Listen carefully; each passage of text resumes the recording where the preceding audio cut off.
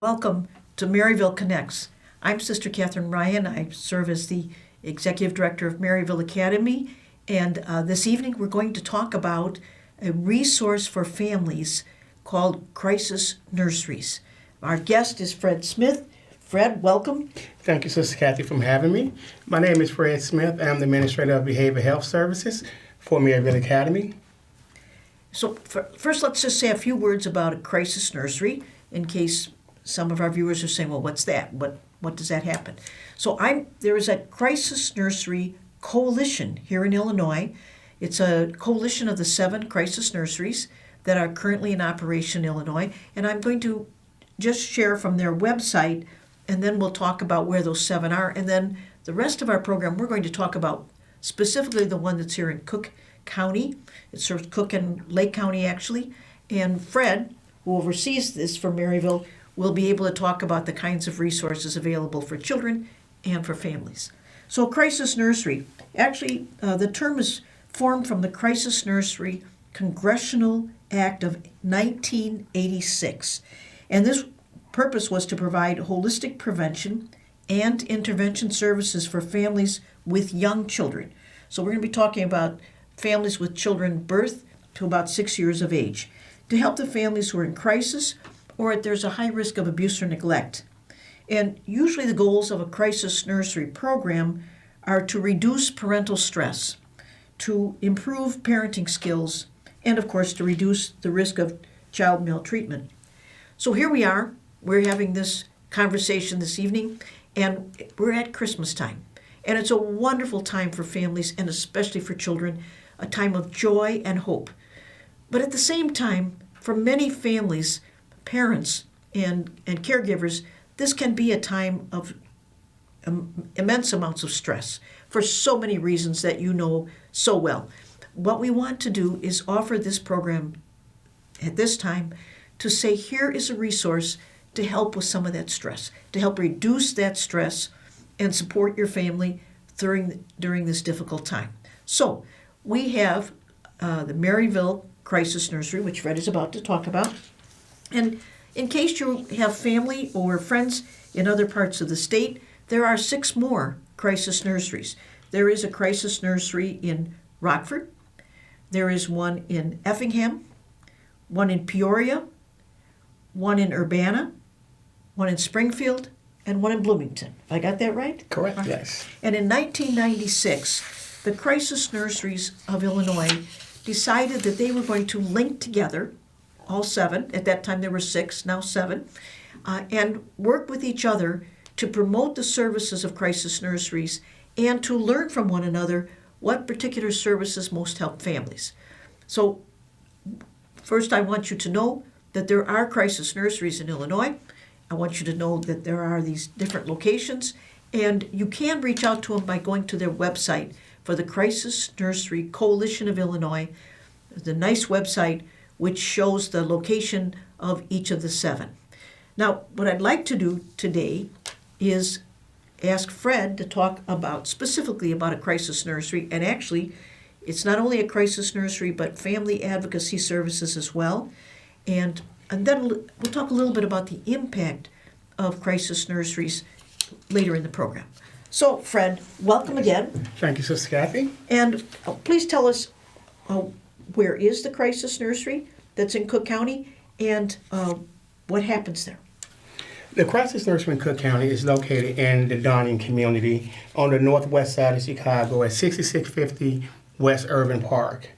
However, that is our main location where our services are provided. But however, we do provide our parenting education classes, our drop-in center, and also some of our case management services out of another location that is owned and operated by Maryville, which is our youth center at 5022 West Madison. So that gives families that live on the west side and some from the south side a very accessible location to come to and meet with our family advocates and discuss services that they may need.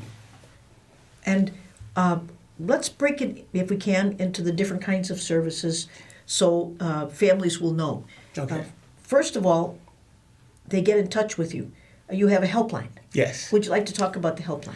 Yes. With our helpline, families can contact us through our Crisis Nursery Helpline. It's 24/7. It is manned and operated by our family advocates, and they are there to assist families with any concerns and needs that they may have. It may be that they are in need of formula. It may be that they may be in need of Pampers, or it could be something that is more serious, that where a family may be dealing with a domestic violence situation, or a family that may be facing homelessness. And sometimes it's just a call because a parent is feeling stressed. When you talked about early on and when you read about some of the reasons that the Crisis Nursery was started was because of parental stress. Mm-hmm. And sometimes it's just a stress. It could be that they have a young baby that's teething, Sister Kathy, and just a new parent that does not know how to deal with teething and how to put the child down for the evening. Speaking of parental stress, the Surgeon General of the U.S. just released last month and stated that 71% of parents with kids between the ages of 4 to 14 years of age is dealing with some form of parental stress. However, when I talk to my friends and family members, 100% of them would say that they're dealing with some form of parental stress. So, but that just goes to show you that across America in that age group, it's 71% of parents. So, and the reason I say that is because I don't want any family that may be watching us right now to think that if I pick up the phone and make this call, that does it show that I'm doing something wrong, right, or I'm not a great parent. It's the strength to say that, you know what, I'm in need, I need some assistance. Let me reach out to the Crisis Nursery in my area and see how they can assist me. So that's some of the points and privileges of why Maryville is operating the Crisis Nursery now. And that's an important reason. We know over time society has changed a great deal. And now, generations ago, maybe the entire family, 3 generations, were living together on a farm or in some other location and working together and helping care for the children. And that's no longer the model or the experience of many parents. Maybe you love your parents, you parents love your parents, but you're not geographically close to them, or for whatever other reason they can't be helping. And it truly does take a village for us to raise our children. So we want to have enough resources to help parents out. So as you're saying, Fred, first of all, parents, caretakers should feel welcomed to make a call on the helpline, ask whatever questions they have, and maybe they'll say, that took care of everything. Maybe they'll say, oh, I think I now know what to do next. Or maybe they'll say, I need the Crisis Nursery for a particular service. Right, and some of the services that we provide at the Crisis Nursery, Sister Kathy, it can be that a parent may have a job interview that's coming up and may need assistance so they can attend that job interview. We provide what we call is our less than 24-hour respite care, which is that a parent can contact us at the Crisis Nursery and we would provide care for free of service to them, and they don't have to bring anything with them. And we provide care anywhere from 4 hours up to 8 hours for our less than 24 program. That can be assistance if a parent has school and don't have a daycare for the day, or like we're going into the holiday season now, so Chicago public schools are out. Some daycares are going to be closed, and parents still have to go to work, and they may not have daycare. And as you stated earlier, that we used to have family members that live close together and within households. I was lucky enough, my wife and I, that where our mother and grandmother was nearby, so they was able to care for our kids. Unfortunately, we have some families that don't have that today. For whatever reason, they could have relocated to Chicago, they could have moved from Southern Illinois up to the Chicagoland area, and just don't have that support network built in. But they can contact us and we can be that support for them. So that would be our less than 24 program. But also we have our long-term respite care, which is up to 72 hours. That where as a family is dealing with a more pressing situation, something that may be like domestic violence in the house, or where they really just want the kids to be in a safe environment, right, and make sure that they are safe. They can contact us, they can contact the family advocates, they will work with them to have the kids brought to the Crisis Nursery. We would care for them up to 72 hours. If it needs to be longer than that, we can sit down with the family and work out a long-term plan from there. But also, our family advocates works with the family to get to the root cause of why they're coming to the crisis nursery, to be able to help the family long term and be able to assist them to where they can get to a point that where they do not need the nursery moving forward. But once the family leaves, we still stay in contact with them. We still work with them. They can call us at any time. Our family advocates reaches out to the families and make sure that things that we put in place with them, whether we're referring them to a different agency for services, or they're coming to our parenting education or parenting cafe, that we are still working with them long term to ensure that they're getting the services that they need.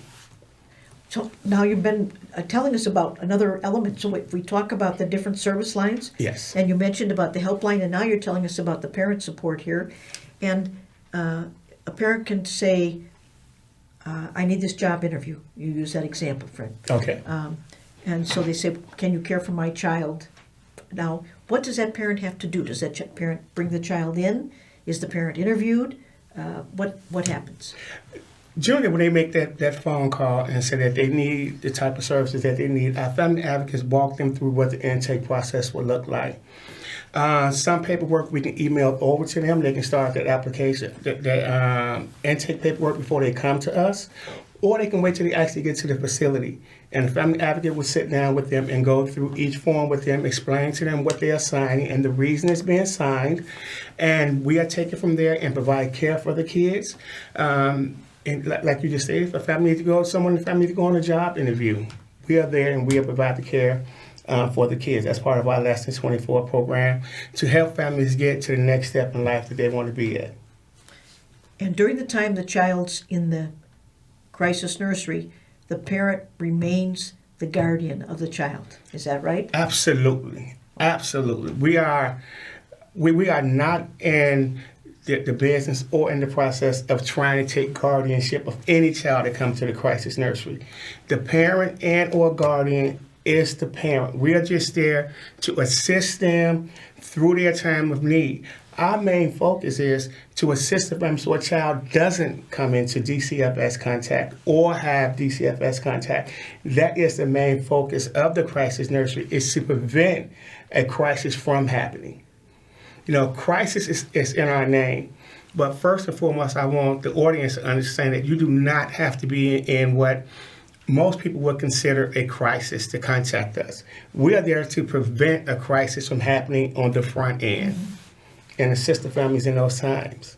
Okay, so that's a second service line, is this parent support, which we'll come back to. You talked a little bit about the crisis nursery. Take us through a day of a child who's in the crisis nursery. Oh, it is a beautiful day for a child at the crisis nursery. So you say a young person is there. The wake up time is generally around 7 o'clock. The young person get up. The child care workers are there, the supervisor and their family advocates are at the program. They go through their shower routines, they get dressed, they go have breakfast. One of our cooks is there to prepare the meals for them. They sit down and have a well-rounded breakfast. After they finish with the breakfast, they get cleaned up again. And then it is a really structured day throughout the day.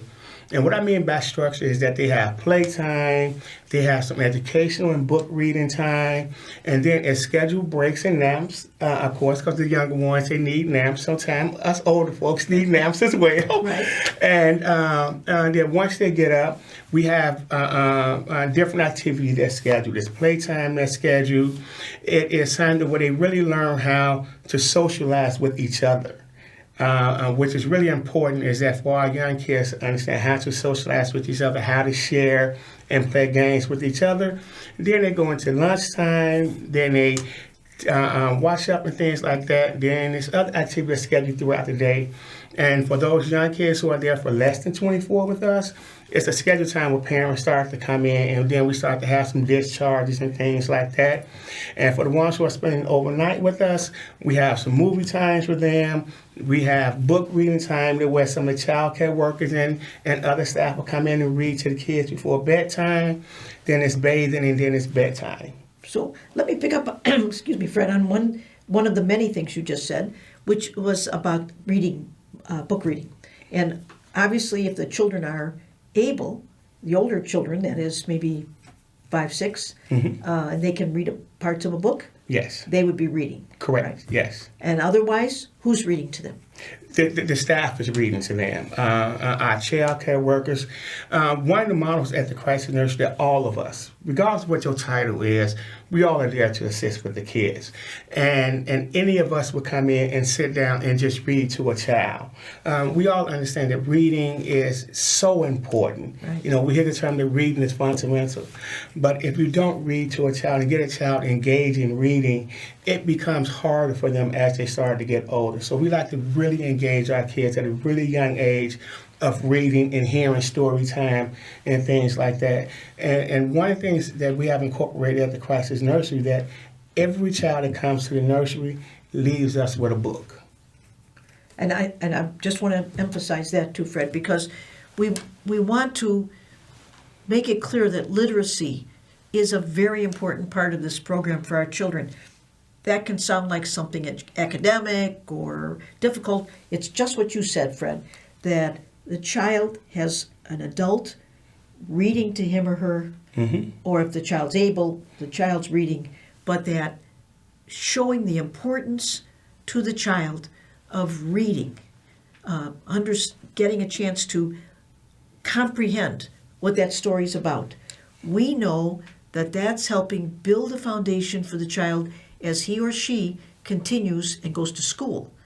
Very important that our children have been introduced to literacy, develop some of this at age appropriate, before they walk into that school room where literacy is going to be a very important skill that they need to be growing, right? Correct. And also that we have part of the Crisis Nursery that where you heard me speak of playtime earlier. Right. And some of that playtime is in our art room, where kids get to draw and paint and really seek the creative side that they have of them. Also, we have a very large learning table. I guess for the audience, the easy way to describe it would be like a very large tablet that the kids get to play different games on, and it takes another child to play with them, and that again have them to work on their socialization skills with each other, learning how to interact with each other. And and sometimes during interacting with each other, there's some disagreements and things like that happen. But our child care workers and staff is there to teach them how to resolve those issues with having the conversation, being able to understand why did it happen. And that's another important skill. Yes, it is. That all of our children, and we need, is how to interact in social situations, in these cases usually with peers. Correct. Children of somewhat of their age, and to learn, it's my book. No, it's my book. No, we can share. Correct, right. Those lessons that you as parents are teaching at home, we want to reinforce those same lessons when the children are in the crisis nursery. Right. Now, there's a fourth area, although there's more to come back to here, but there's a fourth area service line that you offer at this crisis nursery, which is why we also talk about it as family advocacy, and that relates to parenting education. Parenting education. Yes, it is a big part of what we do at the Crisis Nursery is parenting education. We utilize a couple of different programs at the Crisis Nursery for parenting. One is Chicago Parenting Program, which is an evidence-based model created with the University of Illinois at Chicago. The school, the social worker school is James Adams School of Social Work. And it, as I stated earlier, it's the evidence-based model. It is a 12-week program. The program is designed for parents who have kids between 2 years old to 8 years of age. In some cases, we do break the program down into 6 weeks, depending on if the parents that's within the cohort group are willing to attend 2 days a week. That way we can break it down to 6 weeks. We still cover the same material that's traditionally covered within the 12 weeks. The other program we use is a parenting cafe model. Mm-hmm. And the parenting cafe model is actually led by one of the parents of the group with our family advocates as part of the group and work with the parents to kind of guide the group. And the great thing about the parenting cafe is that A, it's led by the parents, mm-hmm. But B, also the topics is driven by the group. And sometimes we as parents feel like my child is the only one that is doing this or doing that. You know, I have a 7-year-old that's just really having a tough time in school. And I may think I'm the only one that's dealing with it. But when I come to a parent cafe and hear other parents talk, oh no, my 7-year-old is doing that as well, it's kind of give you that, whew, it's not just me moment. Right. You know, and parents get to share, you know, different techniques and styles that they've used that has helped them. And also the family advocates are there to really keep the group on top, on topic, and be able to drive those conversations and be able to answer any questions that the parents may come up with. But also what's really important is to share resources for those parents in the community in which they come from. Now, our CPP program, Chicago Parenting Program, is a more structured program. It has criteria that they have to follow throughout those 12 weeks, and each week's build off the following week. And the parents really enjoy it. We have a large graduation at the end of it. We really celebrate them for completing it. And our last graduation class, we had our first father to complete the program. He was so proud of being the first dad to complete it that we gave a certificate. He actually asked, could we shrink his down and laminate it for him? He carries in his wallet today to show, you know, his other friends and family members, hey, I completed this program and how great it was. You know, because a lot of times, kind of these parenting programs, the thing that is built, we have to start to reach out more to the dads and really bring them in and get them more involved in it. You know, dads are a really important part of a child's life, and they do want to be involved. They want to be in those really special moments. So we cannot forget about drawing them in and making them a part of this process as well. Well, I think that's a really important point also to make, Fred. The Crisis Nursery Family Advocacy Services are available to parents and caretakers. So dads, you're welcome. Grandfathers, yes. You're welcome. Uncles, you're welcome, as well as moms and aunts and grandmas.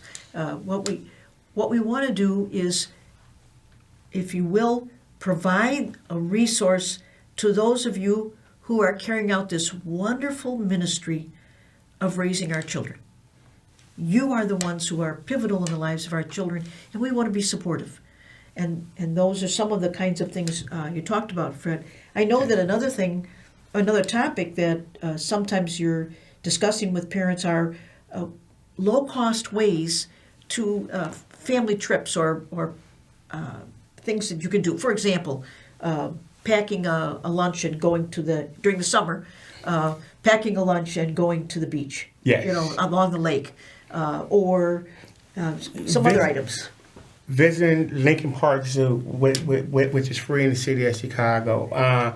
Taking the kids when the weather is appropriate, a walk along the lakefront, and just to see the beautiful architect of the city of Chicago.